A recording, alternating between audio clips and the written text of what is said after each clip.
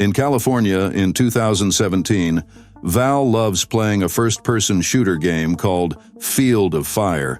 She's very good at it, and her nickname, Speedrun, is well known in gamer circles. Her dream is to win a tournament and become a pro. One morning, her father, Carlos, reminds her that she promised to get him a job interview with her uncle. He stresses how important this is, as he hasn't found work in months. He also asks her to pick up her grandma from the doctor. Val reluctantly agrees. Val leaves the house dressed up for the fake interview, but it's all a lie. Her boyfriend Evan waits outside and, once inside the car, Val quickly changes into casual clothes. Evan thinks she shouldn't skip the interview for a gaming tournament, but she insists she'll just call in sick.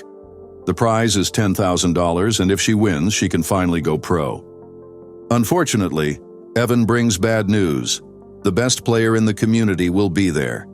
When they arrive at the arena, the crowd goes wild for Roy, better known as Kilohertz. He was voted Player of the Year and has graced magazine covers. Even the casters think he'll win. Val is desperate to beat him, but Evan reminds her the goal is just to qualify, not to win. The game starts and Evan is the only one cheering Val on. She gets the first kill and scores points, but Roy suddenly appears from across the map and begins stealing her kills. At times, he even stops to high-five fans and plays blindfolded just to show off. Val doesn't give up and keeps pushing herself until she and Roy are tied. With seconds left, Val has a chance to kill one last enemy and win. But seeing Roy nearby, she goes after him for a dramatic finish. To her surprise, Roy's avatar vanishes and reappears behind her, killing her and winning the tournament. Outside, Val keeps ranting about Roy, not understanding how he moves so fast, faster than humanly possible. Evan tries to cheer her up, reminding her she made it to the final, but Val thinks it's useless if she can't beat Roy. Just then, Roy walks up to Val and mocks her for a few minutes before leaving to take selfies with fans. While Evan fetches the car, a man named Kojima approaches Val to praise her performance, but warns she'll lose tomorrow. Kojima calls himself a fairy godmother and gives her a card, saying she'll need help if she really wants to win. Kojima also confirms Val's suspicions. She was right about Roy. No one can be that good naturally. When Val gets home, Carlos asks how the interview went. She pretends it went fine, but Carlos has already talked to his brother and knows she never showed up. She also didn't pick up Grandma, nearly costing him his job. Carlos says the interview is now tomorrow. Val tries to explain about the tournament finals, her dream, and the prize money. But Carlos says it's not about the money. It's about how she always lies and only thinks of herself. This enrages Val, who screams she doesn't want a miserable life and a crappy job like his, and now fully understands why her mother left.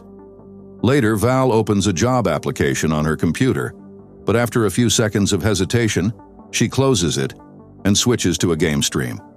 Still obsessed with Roy, she takes Kojima's card and goes to the address on it. She arrives at a place called Gold Saucer, which turns out to be a gamer cafe. Kojima doesn't greet her. He just points at a chair and forces her to sit and play. Val picks a bullet hell game on max difficulty but dies in seconds. That's when Kojima offers her a sip of Impulse 9, which Val assumes is just an energy drink. But as soon as she opens it, its strange fizz draws everyone's attention. Kojima assures her it's a normal drink and pours some in the cap. Val drinks it and immediately feels her mind and body change. Her senses sharpen and her reaction time becomes almost superhuman. She clears the hard game flawlessly. Soon after, Val returns to reality and finds herself at a table with Kojima. He explains that Impulse 9 literally stretches time perception, but the longer it stretches, the worse the rebound is. Without realizing it, she was out for a whole hour. Kojima offers to sell her a bottle for $500, almost all the money she has. She knows using it in the tourney would be cheating, but Kojima says Roy doesn't seem to mind, and then answers a call from Roy asking for more Impulse 9. After seeing the perfect score she got from one sip, Val decides to buy the bottle. The next day, just before the tournament starts, Val takes a small sip of Impulse 9. Instantly, time slows down, letting her kill enemies with ease. But Roy also uses Impulse 9 and quickly catches up, surpassing her. Desperate to win, Val drinks the whole bottle at once. Her reflexes reach insane levels, and with flawless execution, she kills Roy's avatar and wins the tournament. However, the effects last longer than expected. Val blacks out and wakes up in the year 2029 AI. She's now in a filthy old house with 3 kids calling her Mom. The shock makes her vomit. Her husband, who turns out to be Evan, tries to calm her down, but Val panics and runs outside. There, she finds a post-apocalyptic world, with people living on the streets and using makeshift toilets. Evan catches up and puts a gas mask on her before heading back in to tell the kids it's time for school. On the way to school, Evan goes over Val's daily routine. They take turns scavenging for food and guarding the gate. At one point, one of the kids picks up a piece of dried dog poop, thinking it's a special rock, and asks Val to keep it for after class.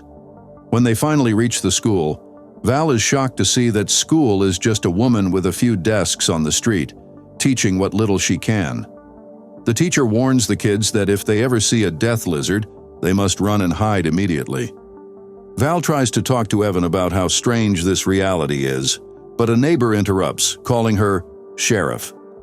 The woman explains that the night before, another neighbor came back from a trip on Impulse and now doesn't remember the last 8 years of his life. Minutes later, Deputy Dan drags that same man out of his shop, calling him a pulser, a term that immediately triggers Evan's disgust, and he insults him without holding back. It turns out pulsers are people who drank too much Impulse and fried their brains, becoming useless to society. In fact, the apocalypse was mostly caused by pulsers. The president back then was one and pushed the nuke button during an episode. Enraged, Evan wants to hit the newcomer, but Dan stops him and asks Val for orders, since the man seems to have no skills that justify letting him stay. Still completely confused by what she's living, Val simply tells Dan to kick the man out of the town. Later, when they're back home, Evan wants to know what Val was trying to tell him earlier, but she, scared of being exposed and kicked out, pretends she just has a stomachache. As if it were normal, Evan reveals they had beetles for dinner last night. Meanwhile, Dan escorts the pulsar to the outskirts and closes the community gate behind him. At that exact moment, a weather alarm goes off, prompting everyone to quickly put on their gas masks. Hours later, back home, Val has a panic attack when she realizes she has no idea how to care for a baby. Her first thought is to call her dad, but then she remembers that in this timeline, he's already dead. His ashes rest in a nearby urn.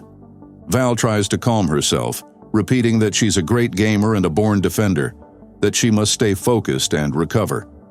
But before she can regroup, Dan calls and reminds her it's time to clean the latrines. Apparently, in this future, Val isn't just a mom. She's also the sheriff, the sanitation chief, the scavenger, and anything else the community needs.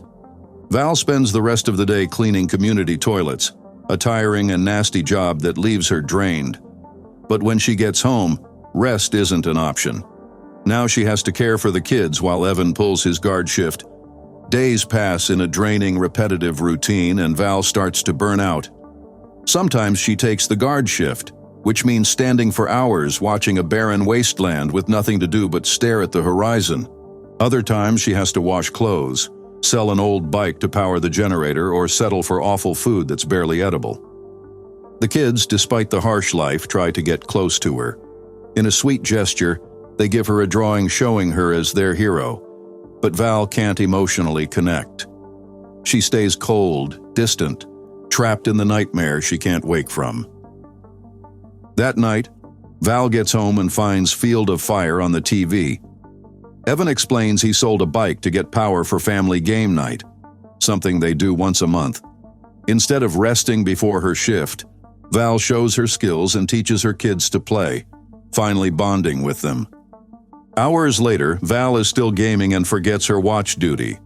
Evan shows up and says that since she wasn't at the gate, a death lizard killed Dan. Dan's wife, furious, screams at Val. Evan reminds her she still has to take her shift, forcing her to face the guilt. At dawn, Val confesses to Evan she can't go on. If taking a break has deadly consequences, what's the point? Evan comforts her, saying she's been an amazing wife and mom, but Val still feels broken. When Evan leaves, Val packs her things and writes a letter. Evan finds it and learns Val admits she's a pulsar. She apologizes, accepts that pulsars don't fit in, and says that's why she's gone. Val wanders the wastelands, passing the corpses of other pulsars until she finds the crumbling gold saucer, powered by solar panels. Inside, Kojima looks just as he did years ago. Val blames him for ruining her life, but he just offers her a credit and shows her a huge bottle of Impulse 9. He says she can drink it and play till she dies. It's better than her life now. Val almost gives in, but when she sits down, she sees the drawing her kids made calling her my hero. That memory, along with moments with Evan and the kids, makes her decide to go back. At the gate, Evan refuses to let her in, convinced she only came back because it's worse outside. Val slips the drawing under the door and says she wants to be the person her kids believe she is. She promises to take care of all the chores, pull double shifts, and do whatever it takes to make things work. But Evan finds it hard to believe her. He doesn't even remember the last 12 years they lived together. The moment is abruptly interrupted by distant gunfire. Evan shouts that the death lizards are coming, and the city's alarms start blaring. Amid the chaos, Val slips through the gate while Evan rushes off to find the kids. The whole community panics, quickly packing what they can to flee toward the canyon, their makeshift refuge. They have no one to protect them. Their only deputy is dead, and their sheriff is an Impulse 9 addict, so all they can do is run before the lizards reach and kill them. But Val won't lose everything. She gathers her family and tells them to hide while she does her job. Val returns to the gate and begins setting a makeshift trap, placing fuel barrels in key spots and carrying the massive Impulse 9 bottle with her. The death lizards arrive in a battered truck, and Val freezes when she sees that their leader is Roy. He instantly recognizes her and mocks her cruelly, describing in detail how his gang will devour her and her family. Suddenly, Val drops the empty bottle of Impulse 9, and Roy, horrified, realizes she drank the entire thing. The gang charges, but Val, now faster than any human, shoots a barrel, causing a massive explosion that engulfs the gate. A gangster is thrown by the blast, and Val finishes him mid-air with a perfect shot. Another thug dies after triggering his own grenade while trying to attack Val. She keeps firing non-stop, taking down several more with deadly precision, but a stray bullet hits her shoulder, knocking her down. Despite the pain, Val gets up and takes out the last gangster. Exhausted, she lowers her weapon for a second, just enough for Roy to shoot back. Roy approaches, ready to finish her. But Val, with superhuman reflexes, dodges the shot and, in one swift move, fires back and kills him. With her last breath, Val fires a flare into the sky, letting the community know the threat is over and the town is safe. Val collapses to the ground, her breath shallow. In her hand, she grips her daughter's drawing, the one that says, "My hero."